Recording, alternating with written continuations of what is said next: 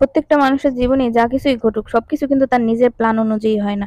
সবকিছু কিন্তু সৃষ্টিকর্তার প্ল্যান অনুযায়ী হয়। মানুষ চিন্তা করে একরকম, হইয়া যায় আরেক রকম। তো কির লেগে মুই এই কথা কইছি হ্যাঁ, জানতে হইলে পুরো ভিডিওটা আমাকে দেখ। মোর সিজারের টাইম কাছাকাছি আগাইয়া হওয়ার আগেই মুই একাল ব্যাগ ট্যাগ গুছাইয়া রাখছি। কারণ কি, যে সময়টা দেয় ডাক্তারে যে অমুক দিন সিজার করবো, অনেক সময় হয় কি হ্যাঁ আগেও ওগুলো মানুষ অসুস্থ হয়ে পড়ে, যে কোনো সময় হুট করে হসপিটাল যাওয়া লাগতে পারে। হেতে মুই মোর কাপড় চোপড় পর মোর যে নতুন বাবু হইবে হ্যার লইগে একাল কাপড় চোপড় স্যাবলন দিয়ে সুন্দর করে ধুইয়া হুকাইয়া একালে ব্যাগের মধ্যে ভাঁজ করে রাখছি।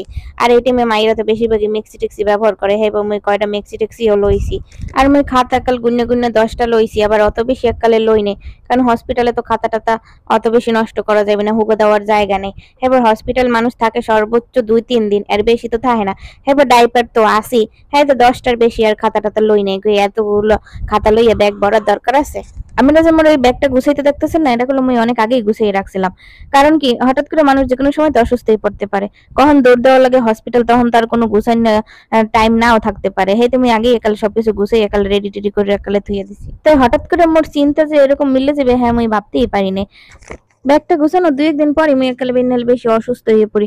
ডাক্তার যে ডেট দিয়েছে সেই ডেটের আগেই তো এত অসুস্থ আছিলাম, এই প্রায় একালে ভোরবেলা হইতে একালে 9টা পর্যন্ত অসুস্থ আছিলাম। প্রথম চিন্তা করছি কি, যে একটু অপেক্ষা করে দেখি ব্যথাটা কমে কিনা। মোর পেটে ব্যথা, কোমরে ব্যথা, একালে বমি, অবস্থা পুরোই খারাপ। তো অনেকক্ষণ ধরে অপেক্ষা করতেছিলাম, দেখতেছিলাম কি ব্যথা ট্যাথা কমে না। পরে চিন্তা করলাম যে যে না, হসপিটালেই চলে যায়। তাই হেতে আম্মাকে ভাই তাড়াতাড়ি গাড়িতে করে হসপিটাল লইয়ে যাইতেছে। তাই যখন হসপিটাল যাইতেছিলাম তখন আবার কিন্তু মোটামুটি একটু ভালোই আছিলাম। সকালবেলা যে অবস্থা আছিল এর চেয়ে একটু সুস্থ আছিলাম।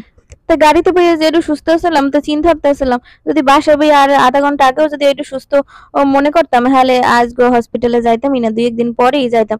পরে এখন কি আর করার, আল্লাহর ইচ্ছা আসলে আজকেই হসপিটালে যামো, এই জন্য আজকেই একালে আইয়ে পড়লাম। এদিকে দেখেন 2 ভাই বোন হ্যাঁ নানারে পাইয়ে একালে হ্যার লগে দুষ্টামি শুরু করছে। এদিকে কি হয়েছে, মোরা যে হসপিটাল যাইতে আছি হেইয়ে হই না, আম্মি আর আব্বু গুলো আগেই একালে হসপিটাল আইয়ে পড়ছে। আর হেরা যে খালি আইছে হ্যাঁ না, লগে কলো দুহুরে খাওনটাও না কালে তাড়াহুড়ো করে রাইন দে লইয়া হেয়ে পরে আইছে। আর এদিকে হসপিটাল দিয়ে মোরে দুহুরে খাওন দিছে। মোরা যখন হসপিটাল আইয়ে পৌঁছেছি হে কতক্ষণ পরে একালে দুহুরে খাওনে রক্ত হয়ে গেছে। তাই হইতে দেখেন না হসপিটাল দিয়ে দুহুরে খাওন দিছে। আর ওদিকে আমি বাসা দিয়ে গরুর মাংস, ইলিশ মাছ, এবার লাউ আর অনেক কিছু রাইন্দে টেন্দে লইয়ে আইছে। মোর আবার 2টার মধ্যে খাওয়া শেষ করতে হইবে, যেহেতু ডাক্তার সিদ্ধান্ত নিয়েছে আজকে বিকাল 5টায় মোর সিজার করবে। তাই হইতে কইছে কি যে 2টার মধ্যে খাওয়াটাও একালে, এমনকি পানীয়টাও খাইতে পারবো না, সব শেষ করতে কইছে। তাই মুই আবার এখানে বইয়ে খাইতে আসি, মোরে সবার আগেই অবশ্য খাইতে দিছে। মুই বাসার খাওয়ানি খাইতেছিলাম, হসপিটালের খাওন আর খাইনি। ওখানে যা দিয়েছে হ্যাঁ খাইলে আবার গ্যাস্ট্রিক চাপতে পারে। তাই এতে চিন্তা করলাম যে বাসার খাওনটা খাই, হ্যাঁ এরপর আবার সিজার হইলে 2-1 দিনে তো ভাত তরকারি খাইতে পারবো না, যাও ভাত খাওয়া লাগবে। তাই হেতে মুই বাসার খাওন খাইছি, খাইয়ে এখানে শুয়ে রইছিলাম। এদিকে দেখি মোর মাইয়ে পোলায় একসে দুষ্টামি করে, পরে মাইরা আইয়ে মোদ্দারে আইয়ে আবার কথা কইতেছিল, দুষ্টামি করতেছিল। মোর মনটা একটু খারাপ লাগতেছিল, আসলে তৃতীয় বা সিজারে যাইতে আসি, ভয় লাগতেছিল মনের মধ্যে। আর এইতে মাইয়েরও পাশে লইয়ে একটু হুইয়ে রইছি, আর একটু আদর টাদর করে দিতে আসছিলাম, ও আবার পাশে বইয়ে কথা কইতে আসলে। এদিকে মোর খালা শাশুড়ি হে আবার ওই বাচ্চার জন্য জামা কাপড় রেডি করতে আছে, যে অপারেশন থিয়েটারে কি জামা কাপড় কোনগুলো কি দেবে, খাতা টাতা কি দেবে।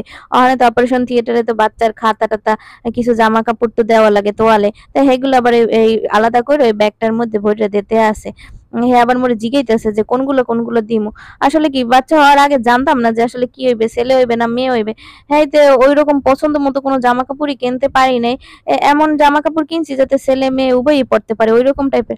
আগে যদি জানতাম মেয়ে হইবে তাহলে তো অনেক সুন্দর সুন্দর মেয়েদের জামা কাপড় পাওয়া যায় কিনতাম। মানে তো মোর কথা আর বেশিক্ষণ বাড়ামো না, কারণ কি মোর সিজারের টাইম হয়ে গেছে, মোর একটু পরে অপারেশন থিয়েটারে লইয়া যায়। ভিডিওর বাকি অংশ আপলোড করবো 2-1 দিন পর, একসাথে দিলাম না হলে হইবে কি ভিডিওটা বেশি বড় হয়ে যাবে, আমাকে দেখতেও ভালো লাগবে না। তো আজকে ভিডিওটা এই পর্যন্তই, সবাই ভালো থাকবেন, আল্লাহ হাফেজ।